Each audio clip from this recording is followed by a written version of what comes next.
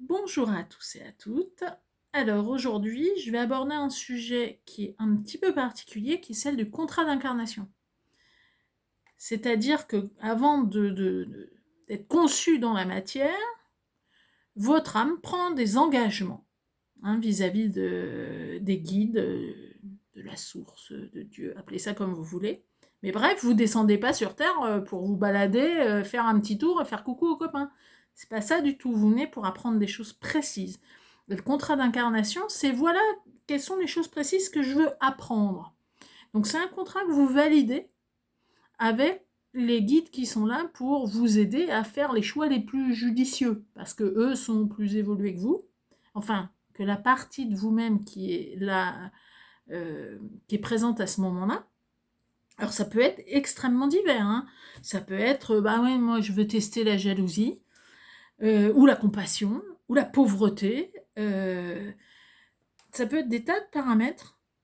Le but en tout cas, ce sera en accord avec le plan divin, et ce sera pour développer la lumière sur Terre, d'une manière ou d'une autre. Y compris par des voies qui peuvent être des voies qui semblent très paradoxales. Il y a des gens qui sont venus là, entre guillemets, pour faire le mal. Oui, mais en même temps, dans notre société où on vous explique que vous ne pouvez changer que dans la souffrance, il faut bien des gens pour faire le sale boulot. Donc quelqu'un peut avoir des très belles énergies, preuve qu'il est vraiment aligné avec le divin, et être terrestrement une parfaite fripouille. Ben oui, mais en étant une parfaite fripouille, il fait ce pourquoi il est venu. Donc dans ce contrat d'incarnation, vous avez aussi une espèce de liste. Hein, c'est pas formulé comme ça, mais c'est l'idée. Et il y a également le fait que quand vous avez fini votre liste, vous rentrez au bercail. Et le bercail, c'est pas la terre. Hein. Ça veut dire que vous mourrez.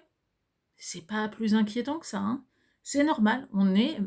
L'expérience humaine fait qu'il y a un début et une fin. Ça marche pour les poissons rouges, pour les papillons et pour les étoiles. C'est comme ça que ça se passe. Donc, vous avez choisi en fonction d'un certain nombre de critères, et c'est comme ça que vous allez trouver vos parents, votre famille, parce que tous ces gens qui vont être là autour de vous vont vous aider à accomplir, à remplir vos objectifs de votre contrat d'incarnation. Et ça peut être du lourd. C'est comme ça qu'il y en a qui finissent dans des familles toxiques. Parce que justement, ils n'ont pas assez travaillé l'amour de soi, l'amour des autres. Et donc là, ils viennent là-dessus. Et donc, votre corps, c'est la matérialisation de ce contrat. Ce qu'on appelle un véhicule de manifestation. Alors dit comme ça ressemble à une voiture.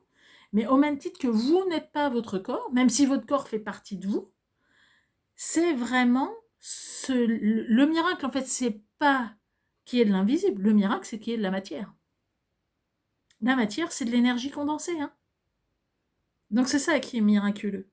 Donc votre corps est beaucoup plus sage que ne l'est votre esprit. Parce que votre esprit, il y a des manifestations d'ego, vous avez des émotions. Votre corps, il sait. Lui, il sait ce que vous avez choisi de venir travailler. Et il sait aussi que ce sera 0 ou 20, parce que au Dieu de l'univers, hein, c'est où vous avez tout compris, ou vous avez rien compris. Mais il n'y a pas de 10 sur 20. Donc, il faut vraiment y arriver complètement. C'est pour ça que vous avez des situations qui reviennent. C'est parce que vous n'avez pas tout compris. Donc, faut vous fier beaucoup plus à votre corps pour évaluer les situations. Il a beaucoup plus d'intelligence que vous, donc il faut vous appuyer dessus. Par contre, c'est difficile, parce que c'est pas du tout comme ça que socialement on nous l'a vendu, et que l'ego est là et se manifeste joyeusement, les émotions avec, et que c'est difficile d'être suffisamment à l'écoute de son propre corps. Le corps, ça va savoir vous dire, mais tu vois que là c'est bien, tu vois que là ça me convient, sans se laisser parasiter par ouais, mais c'est de la sensualité, parce que peut-être qu'il ou elle, il me plaît peut-être pas tant que ça, c'est quelqu'un de toxique. Mais votre corps, lui, il sait ce qui est vraiment bon pour vous. Mais pour vous, pour votre évolution. Donc, des fois, on ne comprend pas, mais pourquoi il est toxique, c'est quelqu'un qui ne me réussit pas. Non, c'est que vous avez à travailler le lien toxique pour arriver à vous en débarrasser une bonne fois pour toutes. Donc, votre corps ne vous trahira jamais. Mais c'est votre plus grand allié, mais il faut savoir comment ça fonctionne pour pouvoir vous appuyer dessus. Et puis, ça sous-entend aussi que vous savez comment vous fonctionnez en disant non, là, il y a un truc qui colle pas. C'est étrange, c'est trop, c'est pas assez. Donc, voilà, faites marcher votre intuition, faites marcher vos ressentis aussi. Tout ce qui part du cœur et qui est associé au troisième œil, ça marche super bien. Et rappelez-vous que si la situation dans laquelle vous êtes ne vous convenait pas, vous n'y seriez pas, parce que vous seriez mort bien avant.